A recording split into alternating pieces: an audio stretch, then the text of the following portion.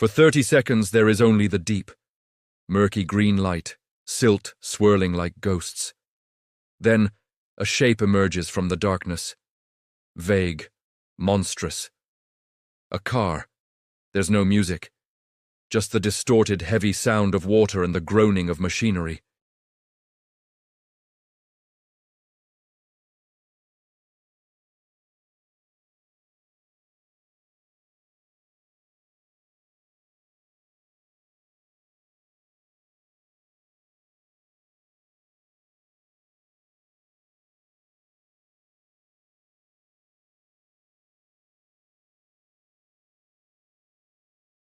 The air is thick with focus. Easy now, easy. Keep the tension even on the cables. Don't let it swing. The crane, with immense precision, lowers the vehicle onto a specialized cradle with integrated drainage channels.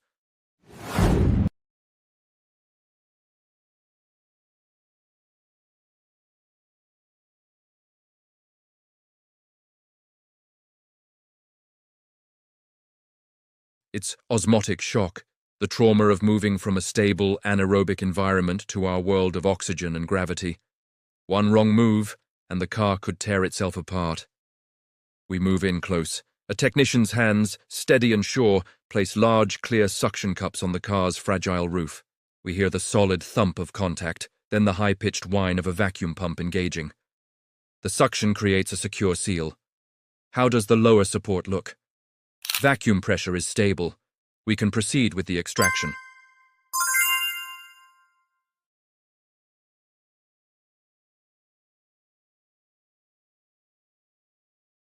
We're not trying to repair it. Not yet.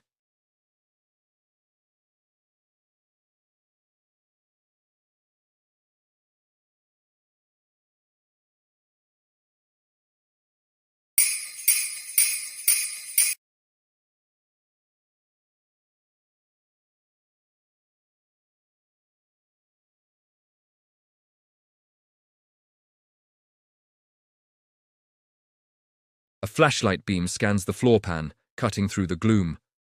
First rule of deep water recovery: assume every system has become a monoculture.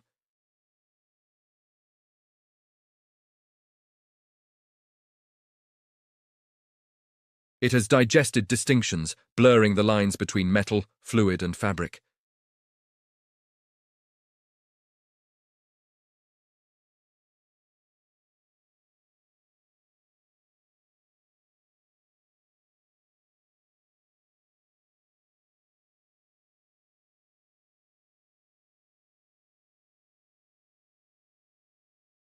The team doesn't just remove parts. Each component is photographed in its original, corroded state, given a numbered tag, and logged on a digital tablet showing a 3D model of the car. A part is then placed in a bin that corresponds to its exact location. Hand me that tag, will you? Rear seat secured and labeled. I've updated the manifest. Look at the tablet.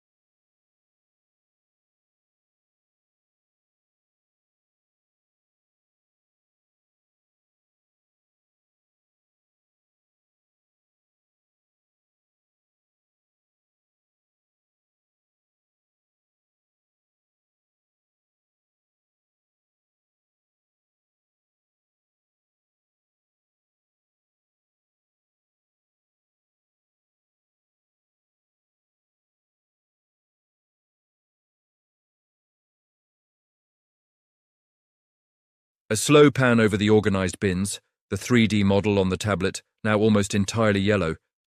The core samples laid out under inspection lights. Now we know what we have. The rescue is over. The conversation begins,